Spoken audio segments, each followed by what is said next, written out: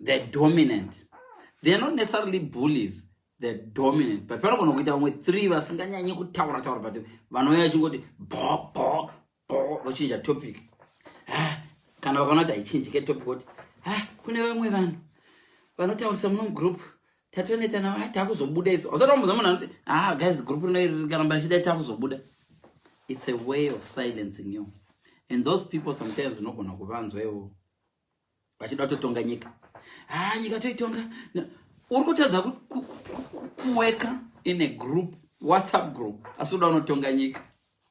How many people right now vari admin pa WhatsApp group vari kutadza kurana WhatsApp group asi uda unorana Zimbabwe? Unoza kuti tivhutirei titore nyika iyi. Nyika tinoitora nehondo. Iye arikutadza kugwa hondo naneighbor wake chachaye, hondo yeheji, ngoti heji inokatiwa so kutadza uda unogwa hondo yenyika. This is the problem we have now. Kuti munhu anokukriticize kazhinji kacho ndo weakness yake. Munhu anonyanya kukriticize chihure. Tikamutresa zvakanaka nogona tikangomutevera for 5 hours 6 hours 7 hours tichiverenga mamessage ari kunyora mufoni, unogona kushama muromo chona achitohura nevanhu 4 munhu. Mark my words. So now I ndinotaura kuti chitanda chiri muziso ka ndokupa kama example. Kuno munhu akambo unoza kuti mazano kune covid, even a theory yekuti I'll get tested again. It's an example, right? Munhu akakuti uri balance wo rega kutobvuma kuti uri balance wodonyarara, imbotsvaka futi umwe doctor, because madoctor akazara pesa apa kapi madoctor mese muri madoctor. Unogona kuti azvima live zvako zvakavora izvi before ndakata live yangu nokuti yakavora ndofanirwa kumbonzwa umbonoona vamwe ana doctor wo because iwe uri doctor kayo wanditi live yangu yakavora, but ndifanirwa kumboenda kune mamwe madoctors. Kuno munhu akamboitwa mistake akatora results asiri yake nini black awayo akatora results asiri yake emedication anditi ndokubva agara achifunga kuti akutofa, agara ngota ndobva anokumbira kunonamatirigwa. Saka painokumbira kunonamatirigwa paipa namufundisi akavanzwa shoko richivabudza kuti you know what no usiwo unogwara results asi akwaya results asangu enda kuna mumwe doctor, hauna chirwere enda kuna mumwe doctor. Doctor vachingobata pepa iwe results wakanyora when were you born? I was born. No wakatora results asiri ako. Apa munhu angadwa ne 12 years achidla mari yake achiti ndakufa. What I'm trying to say is dzimwe dzenguva ukatora diagnosis isiri yako ukaita yako, munhu akauya akavona chitanda chiri muziso rako akachita zidanda, unogona kufamba ukatsinzina so icho chitanda chiri kunze kweziso zvokuti kana chitanda chiri muziso rako you can actually even open your eye and see chirimo muziso macho kadai chitanda chirimo so asi you can still. But munhu akakuti ione chitanda muziso akakuti hune zidanda remuziso ukatanga kuvhara ziso ukaisa sellotape guys nyambonotsvaka doctor ukavhara, you end up not seeing at all. Nezvinhu zvanga chingofanirwa kungodai chitanda chimwe chofuridzwa chobva. That's what Jesus was saying. Iwe chitanda chiri kunze chiri muziso mako munhu ari kuchionawo chona nezidanda muziso mako. Some people vanenge vari inonzi inferiority complex zvokuti the way they can stop you, there are so many ways of stopping a human being. You can make a story, you can give an example, you can talk about failure. Some people are so good. Some people can actually bully you. Vanouya kuzotaura nezvemafoiriro awaita chikoro ivo. Vanogona kuzvitaura mugroup so kukuza baba vaikona chikoro ivo. We're talking about kudhara. We want now. Ndoda munhu anoti baba havagoni chikoro. Wondipa exam ndoifoira. Kwete baba vaikona chikoro. This is what I'm trying to teach you guys. Vamwe venyu makapfuura mumadhaka. But munhu anoiti yakambowira muchemba kai. Foni hapana anoziva kwaikambowira. Kana yakawira muchemba right now ndogona kufonera tikaita nyaya for 20 hours ukanakibwa nenyambo dzangu ndogona ita live muchifa. Iyo ifoni yandiri kuitisa live iyoyo pamwe yakambowira madhodhi. But vana ari kunhuhwirwa here ipapo no one. But munhu aivapo ichiwira madhodhi anogona kuti Zivonera urushandisa chamba rakawira patete. Yeah, ndigare muroom now. You know what I mean? So, those are ndikutaura guys. Who are you listening to? Uri kuudzwa chitanda nani? Munhu ari kukuudza chitanda. Ian is Usain Bolt is relay. Mumaziso kereka vhara kumeso kwese rakadai. Ari ione chitanda muziso mako iye. Haasi kutombokuona nezidanda rakadai so ra Usain Bolt rero ranomanya akabata rakadai so rakakrosa maziso ake ari two. Haasi kutombonyatsovonesesa zidanda chitanda chaonacho. Ari kutarisana pamusoro Usain Bolt danda rakadai. Achikudza iwe. Because one guy is a guy I went to school with. He came and said, "Never know." And we usually, if you're in a group, WhatsApp group, or Pazerevan, or Gononzo, never know. You can tell where the question is going. And if you're low in confidence, you begin to be nervous and you start to lie. Zombanyita say, "Kuna one of that. How old are you?" Age. Shamari. If someone wants to marry you, I don't go on the age. Regage material jene maizo zezo. Akuna mna nokurora singaze age yako. If you are looking for a husband, say your age. Make it plain. When you have a vision, put it there. Make it plain. So he who reads it may run. Kana munakati unemakore mangano uri mukadzi. In theory dzenye dzandidzi believe. Munakati unemakore mangano uri mukadzi, you want a 49. It in 49. Kana chinyari 47. So, and here where this is going. Munakadzi afunzwe age. Munakadzi achitizovunzwa age nei. Isiko kune gender equality. Munhu anoda kukurora chaicha anoda kuziva age yako. I'll tell you 5 reasons why a person who is serious should know your age. I am serious. I want to know if you're going to have kids. I want to know if you're at that age where you're going to have more kids. So I'm going to ask you, how old are you, Shamar? Oli, how old are you? So you will have to say, age. Then you go, thank you so much. Bye. And if the guy goes, you blame, these guys are not serious. I've been single for 16 years. Shamar, answer that question. How old are you? The guy wants to know how old are you. He has an age. A serious guy usually has an age limit. Love has no age. It has age. This is where you lie to yourself. Many people lie to themselves about things they don't know. So let me read comments, right? Timbo Tower.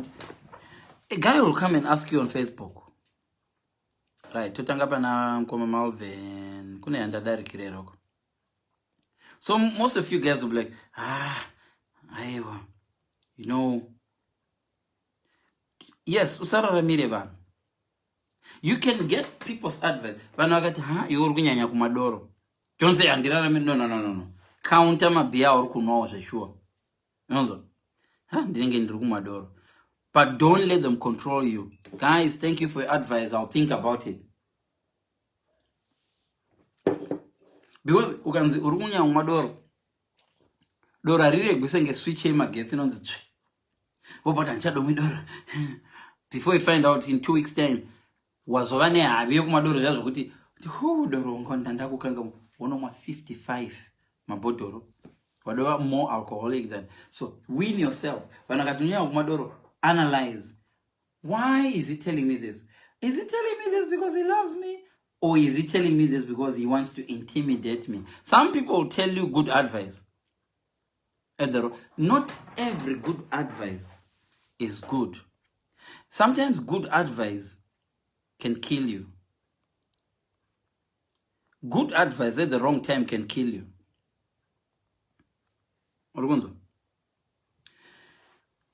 Chikepe chikanga choda kunyura, asi chiri kufamba acho asi choda kunyura. Mukatanga kujamba kana ndege chida kudona. Pilot atozona ndege chadona. Asa isati yadona. Guys, ndege chadona is in the next 20 minutes. Mukatanga kuvura mabuyi mukabuda mofa mese. But akabanayo achibanayo achiti, guys, we're preparing to land, seat belts on, guys, we're preparing to land. You know, Tanga is preparing to land, it's preparing to land. Oh, guys, seat belts on. Your back crusher. Simangwe yo pano wira mvura. To rise my seat belts, oxygen mask. You know what I mean? We all know kuti kana ndege chida kudona. machances okusurvive kana yadotanga kudonha machances okusurvive are very very slim. But pilot angakuti okay guys vane mafoni chifonerai, guys vane mafoni chifonerai dzimba dzenyu mavudze makutofa because ndege signal inovhenganidza nesignal yevari kutakuhwa kuti muri kudonhera kopi kwacho zvigovhiringidzika mese makutora mafoni muchifondera vana venyu. Unonzwa? So pilot anofanirwa kuva calm. Some of these people who advise you are not good pilots. They're actually telling you you're gonna die. Yes, you're gonna die, but there's a better way of breaking news. Even in nursing, those who are professional nurses, they'll tell you there is a module where you learn about breaking down bad news, breaking the bad news. You don't just go to and you don't either go as well. No, 37. Oh, my 6. No, you don't do it that way. But there is a technique. A problem. Oh, a problem. Tony, I don't know that. A problem, yea. I'm go, but I don't know.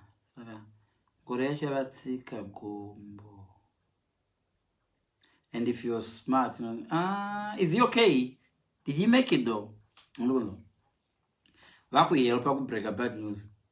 Zvino kune vamwe vanhu anenge achikuvenga hakuna munhu anofarira kubreaka bad news muroyi. Muroyi akauya kuzokudza kuti wafirwa iwe anokudza in such a painful way zvazvokuti nyangwe newe so unonzwa kuti yarufu kunogwadzwa. Apa pasina upenyu. Kune vamwe vanhu vanokuadvise shamwari, let me tell you. Kune vamwe vanhu vanokupa good advice in a very bad way, in a very damaging way. Munhu akauya achiti wait yakanyanyisa sha iyi nyangwe nejima haiperi wava big, ari kukuudza nonsense, ari kukuudza in a very damaging way how fat you are. That person doesn't love you. No matter how bad the situation is, haangauya achikuudza kuti hapana upenyu apo. Ozokubvunza kuti uri kuhwa sei. Iwe wati hapana upenyu uchandibvunza kuti uri kunzwa sei sei. Wauya uchitaura kuti hapana upenyu, wauya uchindibvunza. That person doesn't love you. Topic inotiyo chitandamuziso. What we were saying ndezvokuti dzimwe nguva munhu ari kuona chitanda chiri muziso rako uyu. Before you worry about chitanda chiri muziso rako, zvibvunze kuti ko iye ndi-inspector wezvitanda here munhu uyu. What makes him come to me azobona chitanda chiri muziso mangu? Why chitanda chiri muziso? Why is it become so special? Chitanda ichi chambova special sei chitanda chiri muziso mangu? 9 times out of 10 even the Bible says it. Ane Usain Bolt stick chakadai. Chachanomanya akabata Usain Bolt. But arumanya akadai. Akachisa kuface kwake azvokuti haoni zvimwe zvitanda zviri. Chitanda chari kuona kwauri ichocho might not even been in your eye. Because zidanda ranaro rakabloka zvazvokuti ari kuona senge chitanda zidanda ranaro ndo rakatokwamuka. Rakaremberera chipisi chakarembera pazidanda ranaro ndo chaari kuona senge chadova muziso mako. Izvo iye vasatomboona kuti dzimwe nguva kana une mashedza ane tsvina ukatarisa so unofunga kuti windscreen unobaika nokucleana windscreen kasingazi maglasses ako ndo ane stain. Pamwe vanhu vari kukuudzai kuti windscreen renyu iri remotikari renyu rine tsvina, maglaza vakapfeka ndo ane stain abatwa nemunhu ane majarini. Unobaika nokucleana mota iyi haricheni, windscreen haricheni iri. Izvo maglasses aunawo iwewe. Vamwe vese vanoti vamwe vese vari mulife mako vanoti it's okay, your life is, you're doing fine, you're doing fine. So this guy, I was saying, WhatsApp group imo mumure kuchikoro. Of course ndakambopinda ndikambodzingwa ndikambopinda ndikadzoka. My example yandoda kudza ndekudai so. Rega kuti munhu aikukontrola kuchikoro. Mapedza chikoro oyozokukontrola mulife mako. Get a life. I mean, guys, munhu aikukontrola vamwe venyu, you still have the friends that you had in primary school. There is an advantage and a disadvantage. Ukaona china ma friends awaive nawo grade 1. you are not developing. Guys, I'm not saying konana ine ma friends enyu. Ukawona uchine ma friends wakadzidza nawo primary school akakwana ese, you are not developing.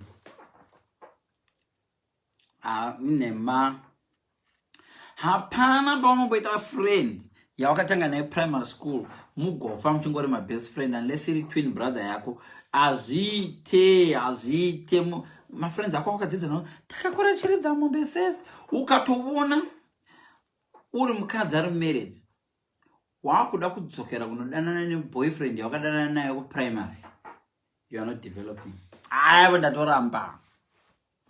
I've been in a situation where you're married to someone and then they go back to their ex from primary school and you just realize you were married to the wrong person because you're like, what?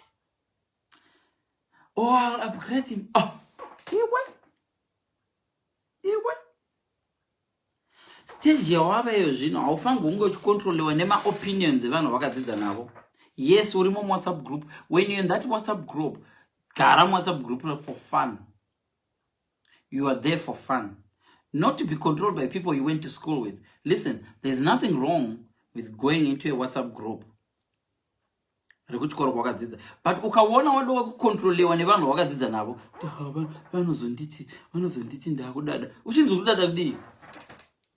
Uchinzurudada kudii? Wonyara kutaura kuti nechekuti nokuti unodada. Imwe yacho haisi humbleness, is stupidity. Fidzo, hey, una matrix utakanaka. Ndina.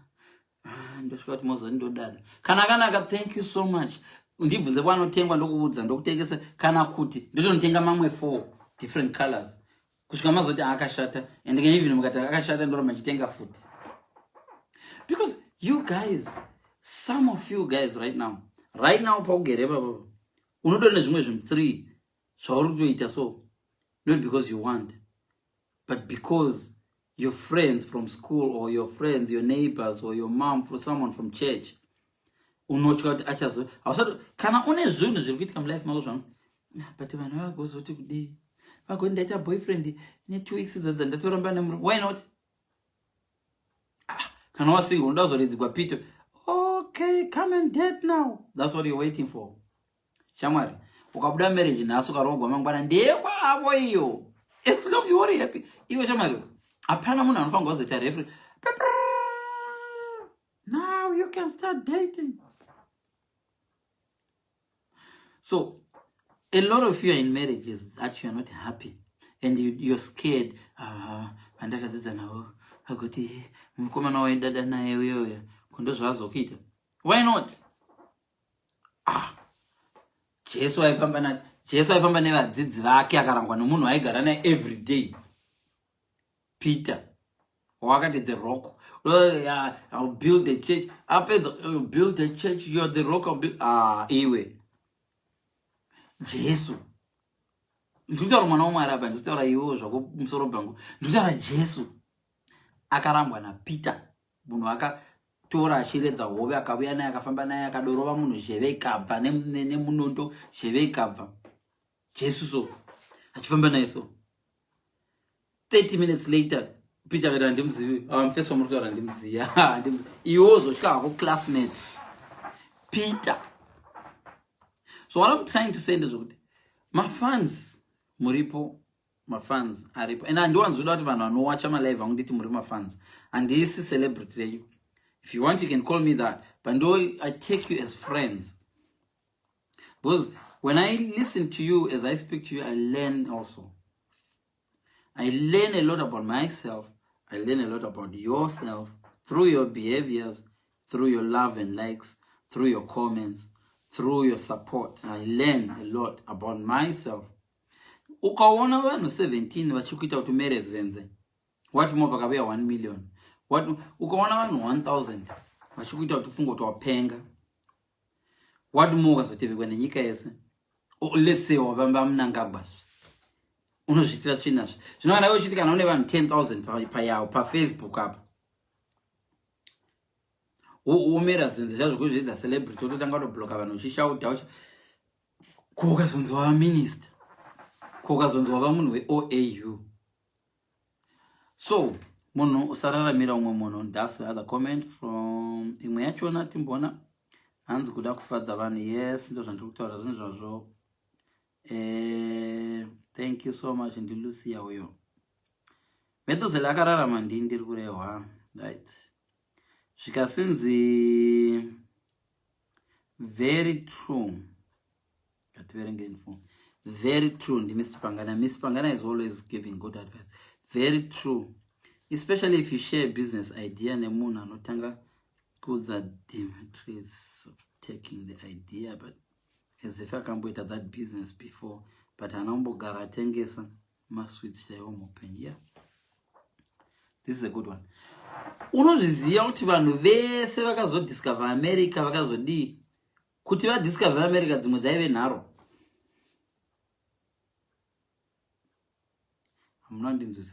Do you know kuti vanhu vese vakakwira zvikepe vakapedzisira vanodiscover America? Kuenda America kwakatoita inharo. Zvimwe zvinhu ukasaita nharo wabudirire ndokubudza ndokupikira kudai. Chechi chaiwa hauivhuriwo. Bushiri uya. Yes, anogona ngasungweko zvino. But pane vanhu vakamudza kuti chechi haibude shaka. From Malawi. You want to open a church from Malawi? Brother, you can. But I got a billionaire in a church. My friend, these pastors are trying from the UK. We couldn't. I was on business or later van UK vagakono. I was on run. Ukatamba nemuna no discourage as a teaser. Anyway, first of all, rule number 1 unengo a breaker. Takata in my life, don't share your ideas. Unless uchishare na munhu angango kubatsira kuwedzera mari pa idea yoyo. Kana ari munhu asina shangu uchida kugadzira manyatera. Don't share idea na munhu asina shangu kana uda kugadzira manyatera. Usatengesa mapatapata kana kuda kuita idea kugadzira mapatapata nemunhu asina zvigumwe. Kana munhu asina zvigumwe usamuudza nawe mapatapata. Guys, let me tell you, mapatapata anoda kuwana nezvigumwe. Zvihombe izvi. Pekuzopinza patapata. I'm telling most of you guys are sharing ideas dzemapatapata nevanhu asina zvigumwe. Vakagugwa zvigumwe. Munhu asina zvigumwe anokudza nana mapatapata aite. Gadzira nyatera. Nyatera ndori rinotoita. Patapata rite. Iwewe you don't know kuti munhu ari patapata rite rikaita. Because iye akagugwa zvigumwe. Vamwe vanhu vari kukuudza kuti idea yaite. Indine ma-family members akandiseka ndati aindoda kumboenda Britain. Vakanga vari maprofessor. Mufamily wedu kune vana bamnini vangu maprofessors. Kana vakaiona live vanogona iona, and it's true. Hapana kunyana. He had tried to go to America for his studies, kunoita doctorate rake. Vakatadza vakapedzisira vaenda paBotswana.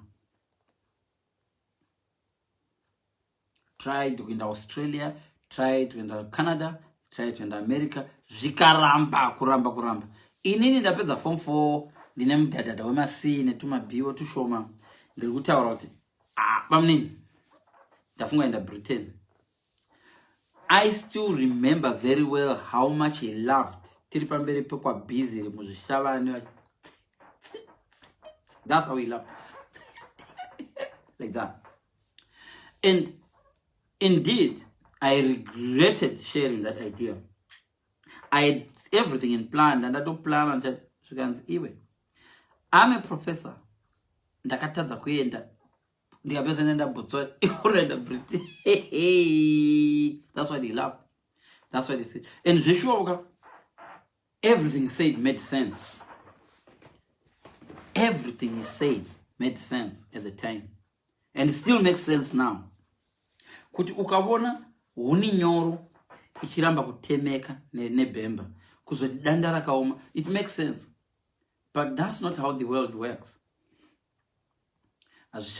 Nyika haishandise izvozvo, yaitenderese izvozvo. So The rest is history. Ndiri kuitira my life pano ndiri muno mu UK and chitogara muno permanently kwete zvekudzokera, right? So and just on time I finished school. Toenda ku next comment. Tombotarisa Liverpool. Anoona team in Liverpool yakambotenga vana ngoku mamwe players. Man U cheche ikati 30 years no, 24 years no league, amuna kana league yamawina. Vanhu veLiverpool vakatenga Andy Carroll 35 million vakaitwa chiseko chenyika. Urunza, that's Liverpool for you.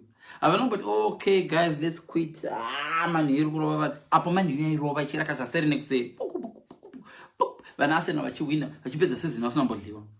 Liverpool chitika ikarova na Man Arsenal ivavo yononzi neEverton ndi draw, yononzi ne Wolverhampton 5-2 nya 3 nya. Kusvika zvaratidza kuti unoita 1 step forward 5 backwards, 1 step forward 5. The only person asingabudiriri munhu anoita quit. Munhu anogwa achimuka, guys, musadherera munhu anogwa achimuka. Munhu anogwa achimuka ari dangerous. Munhu aunofanirwa kudherera munhu wokuti ukarova anovata hope chidhakwa wachiti ba chikawa choridza ngonono. Vakambogwa nezvidhakwa. Indaigara ndakakwatura zvidhakwa.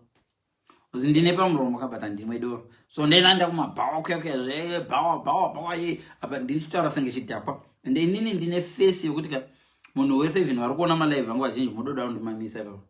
Vakawanda vanoda ndirova ipapo. Ndine face yayo kuti kungoiona kuti mufese anoda kuonerwa ndambomukwatura. Ende kazhinji ndo pazvinongozoperera because unobva wasvika wangu kuti handikwaturike 1 ndinoti pandairova zvidhakwa. So zvidhakwa zvaita zvaiuya zvondidena indozvipindura back. Ndine rafu anoona muromo wangu zvakaita ndine rafu isingaiti saka ndaizvipindura rafu. Chidhakwa chocho nditi choti dzve chokuta chosatsarika chindau pachinozodzoka manje ndobva ndati dzve ndobva ndachisanganidza. Saka waiti ukachirova pana pachidhakwa apa chabva changoti game nehope straight away. Ndo vanhu vari dangerous vakadero. Ndo vanhu vari vaunofanirwa kurula out in life. Someone that you punch and they go on the floor. Anyone you punch and they wake up, whether they woke up slowly or they woke up very fast, they are very dangerous. Munhu waurova akawira pasi akamuka shamwari. Ukamurova futi akawira pasi akamuka ari dangerous. A person who never gives up. So Liverpool kept on buying my players, ichitenga my players, ichitenga. Pane peka mukazoti yambotenga Torres zvinzvigufamba. Torres achiroverera magobhora, achirovera magobhora. Torres akapedza ndakuenda kuChelsea. Haina kugive up. Ikatengesa Torres akaenda Chelsea, ikadidididi zvikamboita senge zvapera, nobva yatenga Andy Carroll, pakutenga Andy Carroll yakatenga na Suarez. Andy Carroll akaita dongi achitadza kugoesa achikamina achididi. Sanga atotenga Benteke agona ari kuvhila abuya nobva atenga Benteke zvakadi uku kuna Suarez ari kurovera magobhora, Sturridge ari kuita hamstring, ndobva kwamboita Sars, Sturridge, Sterling na Suarez. Vakagowesa vasa padiki kuwina. Uyu Gerrard wanga tatichivimba naye makore ese. Gerrard uyu ndokubva atsvedza Gerrard. Man, Chelsea apa tarisa vanhu vaidzorera shure. Timu yanga isina kana league, yanga isingambodi kuwina league ndio yakaidzorera shure. Mourinho akangouya neChelsea yake yanga idori number 4 zvayo chibva ngoyangobadla. Kune vanhu in life ka vakadofaila in life, but who will come and destroy your dream. Wakudosvika so vagokudla so uchinida 3 points kuChelsea nobveka Demba Ba obhora 2-0. Man, uzotododliwa pano tata kutowina league. But that doesn't mean next season tasingati this is our year. 30 years zikakwana chingoti this is our year. This is our year. Klopp akabuya vanhu vakaseka achiti give me 3 years. Kanzi iwe uri kubudza team ine 18 years isina kumbowina league, uri kuibudza tipe dzimwe 3 years. Ndiye coach rudziwa muri kutenga. What I'm trying to say is that there are 2 ways. You either, if you can share your dream, don't give up on it. It doesn't matter. Shamari, fimba munye ramba chimfimba shamari kusvika afa. Kana ari mpenyu chiri kungomuda fimba nyangwa ndine boyfriend fimba kana uchiri kumuda. Rimwe ramazuva nomupimba abva kurohwa mbama. Ukashamisika iwe. Achikudza kuti I think I should consider you. Can we go for a drink? Usazvitira wait nokuvhunduka. Because you were persevering. Pane two answers, yes or no. Saka na ino ikauya rikaita sengarohwa netsvimbo. Vamwe venyu, you know there's yes or no, but mukanzi yes munofenta zvokuti munhu wacho paunozomuka kana.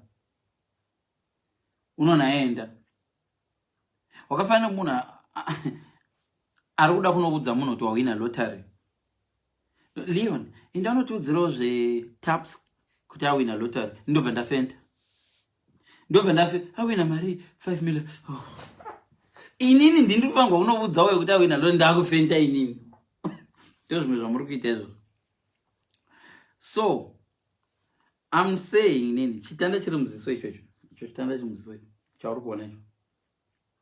Chaonekwa muziso mako icho. Don't concentrate on chitanda chaonekwa muziso. Concentrate on the person ari kuona chitanda first. Munhu ari kuona chitanda yakapfeka maglass here.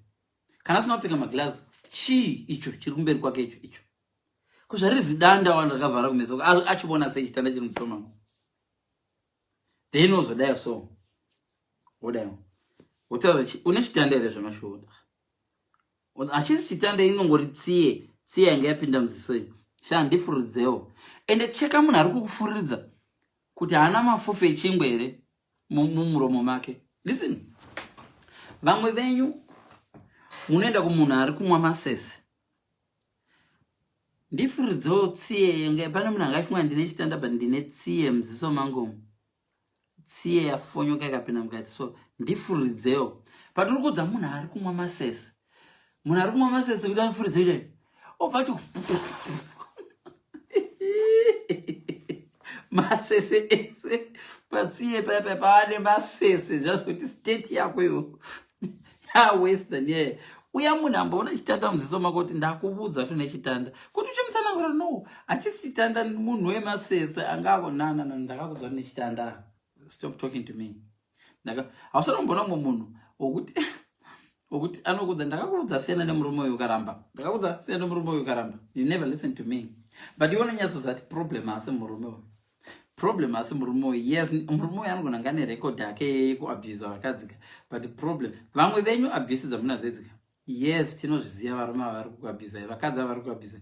But imwe problem yachona ndeyekuti mauyawo muri pa-app yekuabuse. Wauya nepamuromo. Vamwe vanhu this man was abusing me. This man was always shouting at me. Yes, he was shouting at you because vaingouya na8 dzausiku every time. Nemusi wasingashandi kubasa 8 dzausiku. Saka anga akukushauta achikubvunza. Dzimwe dzenguva vanhu vari kuabuse ava urega kumanyira ngoti anga achindiabuse. Hatiri ambuti abuse iriko. But dzimwe dzenguva varume, dzimwe dzenguva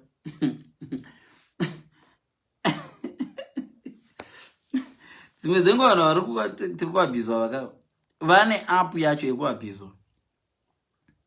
Hanzi ndakazvichembedza handitaura angu chaiwo ndototi +4 years, right?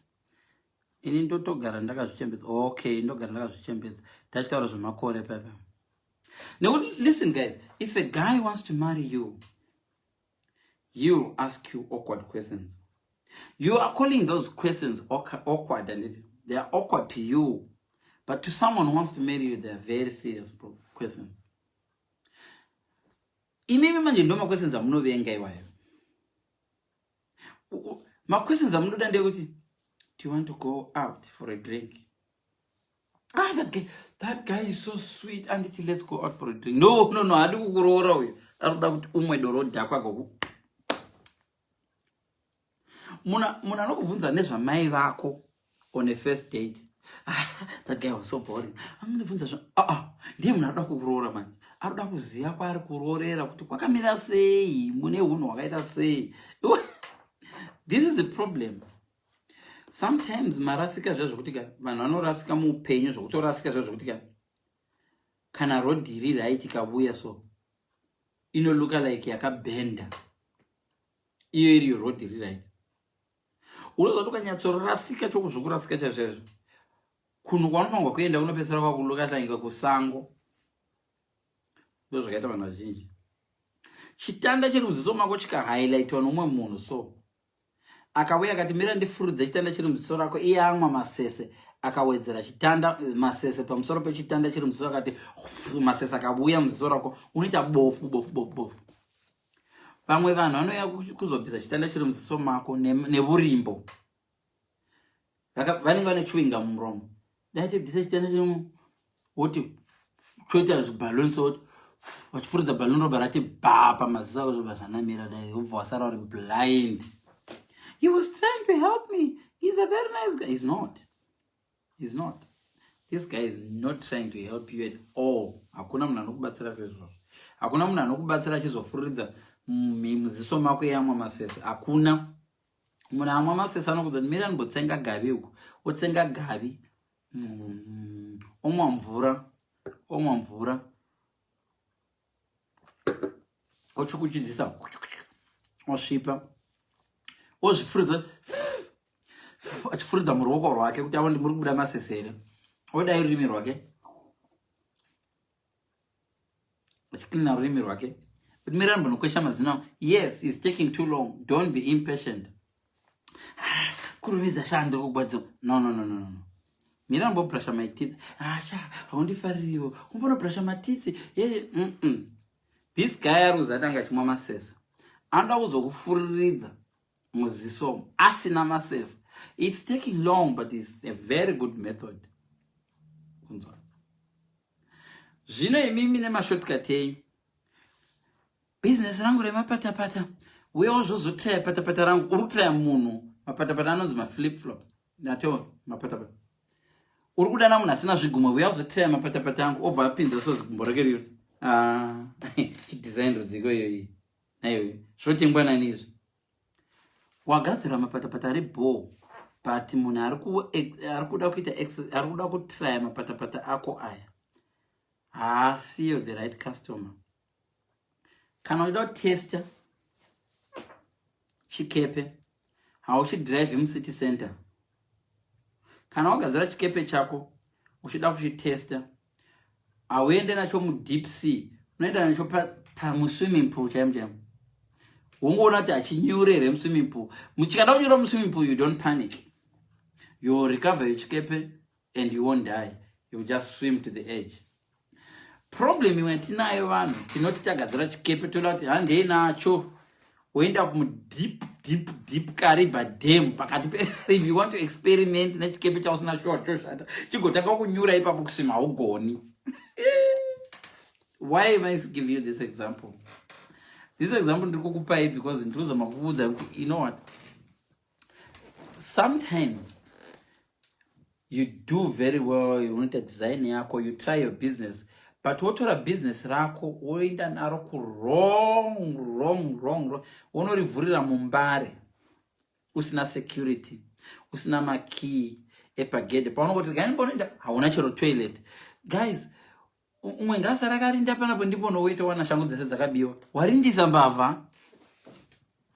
Warindisa mbavha kumbareko. Wasvika ukavhura shop yako zvakanaka, well done, but pawazoenda kutoilet warindisa munhu anga asingafanirwi kurinda. Watora bere ukati sara wakachengeta zvimbudzana zvangu izvi ndodzoka manje. Bere ukarichengetesa zvimbudzana, I can tell you this. Bere not yes. Oh yeah, that's a great idea. How long are you going to be? 6 hours. Bere not yes. Roverenga zvimbudzana so 7 and then ndazvipedza zvese izvi in 7 hours and then ndazvipedza. Okay, feel free. Trust me, ukati ndakanga mamakipa unodzoka unogona kudowana zvimbudzana 3 zvatofa. Zvatomedzewa. Kumbudzana dzakavata. Kana uri stupid with ndandasiya makey. How are you Bere? I'm fine. And ndandasiya makey. Ko mbudzana dzande ndadziridzira music dzikavata dzirikavata kusero. But Bere rinenge richerera masiriri pana. Bere, you look like you've had a good meal. No. Zvakavata ndazviratsika. Wato Mwari vangu vada kupa chance yekubata kuti une tsotsi mumba. Dzimwe nguva unoti waroorwa iwo nebere. Warichengetesa zvimbudzana. Wabuda wodzoka wakanga mwamakey. Mwari vokuita kuti ukanga mwemakeys. Hausati wambona imwe relationship yawakamboita so. Wanga uchifanira kuenda somewhere. Nobva pangoita error. Ukadzoka kana murume wako achita funny behavior. That day yakaitika funny behavior, wakapotsa wadomubata achihura.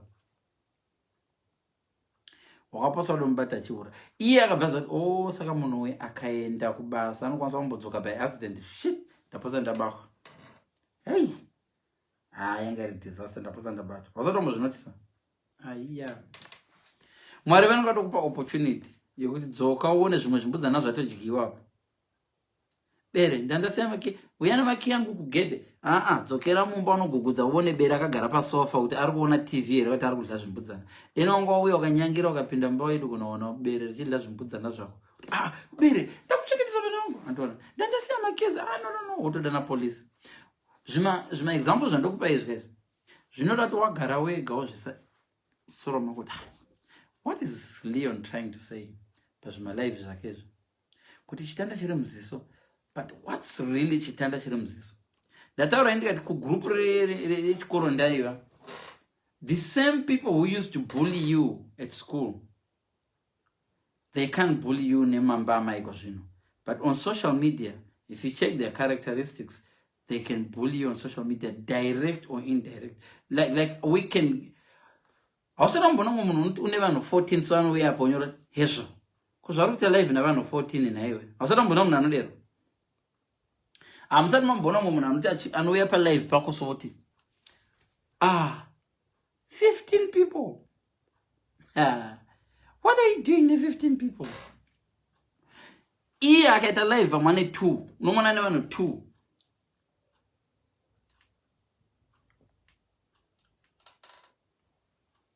vanhu ndive vanopinda vachibuda. And inini ndinogara ndichiti when you look at my lives, live haisi mbeu dzairehwa naJesu dzedzene. Haukaunte mbeu, unokaunta zvakohwewa. Nokuti dzimwe mbeu dzinowira pavhu rakanaka, dzimwe mbeu dzinowira pamabwe, dzimwe mbeu dzinowira dzimwe dzacho dzinotodliwa neshiri dziri muroad. Vanhu 19 kana kuti 1000 vanenge vari paFacebook panga.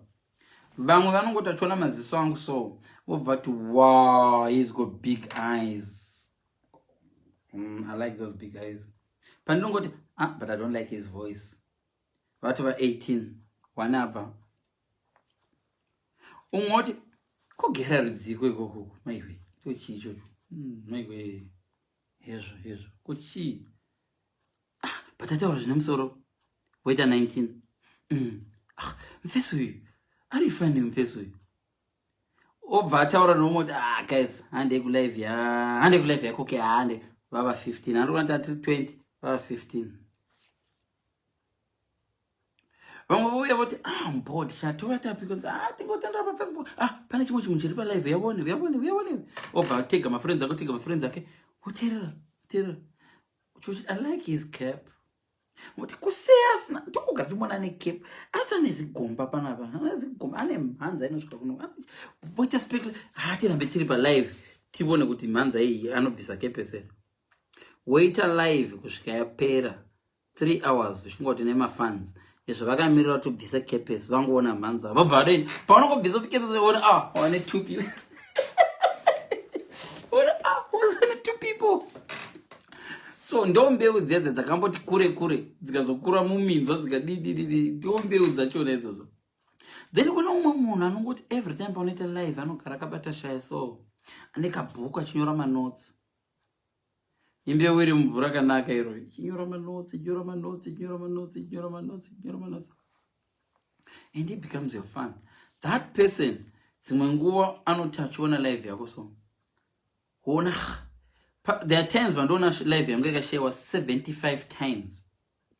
Indi ndinoshare ku 3 groups pandokunoona live yangu yakasharewa 75 times. I don't know those 75 people my groups and then my groups vamwe vanhu vakatozouya panapa nekuda kwemamwe ma groups and asingatombovazivi ende vamwe vanhu avatombo vanongouya vakanzi they are watching havauya havasi mafriends vangu vanongoteerera vachienda kwavanogara. But my live vangu mamwe ndozvimbotasindwa ndi 4000 views. How do I end up with 4000 views in 2 days? Inini ndakanga ndine vanhu less than 100. At most ndine 112 viewers. But live zangu dzane. So you are popular, more popular than you think. Then one day uchifamba uri kukariba kuona mumwe munati Fidzo. So what I'm trying to say is don't go by what you see. nokuti iyo mbeu dzacho dzawira mvura kanaka. Kune rimwe futi idiot rakazouya rikadzvara usiku. Maparables akasiyana ndoda kuabatanidza. Mbeu dzakapinda mvura kanaka idzodzo dzakafunga kuti hai dzimwe dzadliwa neshiri, dzimwe dzacho dzakadoseka dzadliwa neshiri adini. Madliwa neshiri, madonhera murodhi mukadliwa neshiri. Isusu madonhera paruware hapana avhu apa, isusu tiri mvura kanaka. Yay! But chimwe chimufesi nobva chauya usiku chikadzvara wrong mbeu imomo. Chimufesi chakadzvara wrong mbeu chaida kuti munhu anosakura uya asakure good mbeu by mistake, because mbeu yacho yakafanana, mashawika nerukweza zvinhu zvakadafanana. Same family. Zvakafanana neguta nemhashu. Guta nemhashu isitaidya mhashu kumusha. But tasingafi takaita mistake yekutora guta. Ukatora zvese zvine thorax, zvine chichi, zvine abdomen, zvine chichi takaita kuscience. But guta ridliwe. Poison. And guta uchingoribata so unodoona munhu wacho kuti guta risikuita. One thing said kuti mbeu dzacho dzaseka, but rimwe rakazoya usiku. Thank God munhu airima wacho he was clever. Akabva aona advice kunzinzwa usasakura mbeu idzi. Pane munhu akasakura usiku akadzvara usiku. Don't sakura vesi mbeu. Siya zvikurirane. Pakunokohwa paipa uchazoona kuti mbeu chaendeni. That was the best advice. Otherwise mbeu, just because uri mbeu iri mvura kanaka shamwari, if the farmer is not smart, unogurwa nevhu nembeu isiri bho. Kana pakavuya tsotsi rikazodzvara musame field. Panotoda a farmer anoteerera vamuadvice kuti inzwaka siya zvikurirane. Oh, good farmer, don't. Just leave it. Siya zvikurirane. So what I'm trying to say is that you are not living your life for anybody. You're not even living your life for your husband. I lived my life for my ex. Ndaidanana ex. Ex aiva so loyal kuna budhi vake. Ari so loyal kune sister yake iri kuno. Neimwe futi loyalty kuma sisters ari kumusha 2. Nevamwe futi sekuru vake vakamurera. Nevamwe hama dzake 3. So aida kufadza vanhu 8 in a life, including my parents vari 2. So iye nditaura ex wanga aida kufadza vanhu 10 apa. Oh, plus pastor nemudzimai wavo, so 12. So vanhu vaida kufadza i12. Asati tomboconsider vangu vandoda kufadza inini. Iye adova ne12. He's married to me. We're like, we're happily married. From my Facebook, I'm married, we've got kids. You know, but that okay, tinevana 3. Ndoda kufadza vana 3. Kuenda pa 15 vake wao. Ndoda kufadza vana vangu 3. Ndoda kufadza iye. Ndoda kufadza nini. Ndandamsira achida kufadza. So aida kufadza vanhu 16. Iye already ane chat rakera vanhu 16. In marriage, some of your marriages are like this. Unoda kufadza mai vako, sekuru vako, mbuya vako, baba vako, vatete vako, then nyingwa yako zvese 20 people varoda kufadza uri 1. Asati tomboconsida side remurume wako. Murume wako waasinherera ane vabereki 2 vasingadi mukadzi anopfeka matrousers, vasingadi mukadzi anopema musoro, vasingadi mukadzi anoisa lipstick, vasingadi mukadzi ane magaro. Iwe une zvese zvandataura izvi, unoisa lipstick, asi unoda kufadza vamwe vanhu wako 20 vasingadi mukwasha anomwa, vasingadi mukwasha anotaurisa seni, vasingadi mukwasha ari ku-UK, vasingadi mukwasha anodaidai, vasingadi. So iwe une zvako 15, indine zvangu 15. So we are trying kuti enjoy marriage yedu tine zvinhu 30 zviri kuti control. You need to learn this, guys. Not only 30. Vanhu vari mugroup rako, "Koyo wakazoenda kuchikoro here?" "Oh no, handina." Uruda kufadza vanhu mugroup mako nekuti wakazoenda kuchikoro, waenrolla kucollege, course yausingadi kuita. Uruda kuti vanhu vari kumusha vangozati wakaenda kuchikoro. Urunoita course yako diploma in kurima shozhowa. It's a diploma. Oh, now ndakuchikoro. So you're trying to please vanhu vari kuchikoro kwavo uchinyora. Sometimes hausatomboona mwana, guys, ndine assignment. You don't really need that assignment. You don't, but someone is, it's a pressure. Yokuti ndotopuwa pressure kuti todati vanhu vandakadzidza navo ka vaziva ndakazoita form 4. Ndakazopedzisa chikoro. So you don't really need that form 4, but so what offer down 16, into offer down 16 tane 32. Hakuna marriage chafaka mboshanda. Vamwe venyu muri marriage right now because vamwe venyu are married because it's illegal to kill your husband. Vamwe vanhu right now they are living only because it's illegal to kill them. Kukaiswa mtemo kuti munhu anobvumisa uraya murume wake kana kuti mukadzi wake. Iwe unovigwa iwe. Why live nomunhu wakuda kuti afe? Pressure. Vanhu vagoti ndakaramba mukadzi azviti ndongomirira kusvika afa. So, Anzia, the last breath must have been very painful. What a horrible death. The scars will never leave you. You are ruined. But to sawanzire Ganas wejira. Ganas anombewanzire ndotowanzira angu Liverpool yangu. Friend from Crash. Guys, I want to tell you the truth. If you're still in love with a guy you dated at primary school, really, really, yes, that's true love. You were soulmates. If you're still in love with someone you dated at secondary school, really, really, really, really good. I praise you. You've got similar vision. Unless if you are now just stuck. Do you know you can actually be stuck in that relationship because you are scared people at school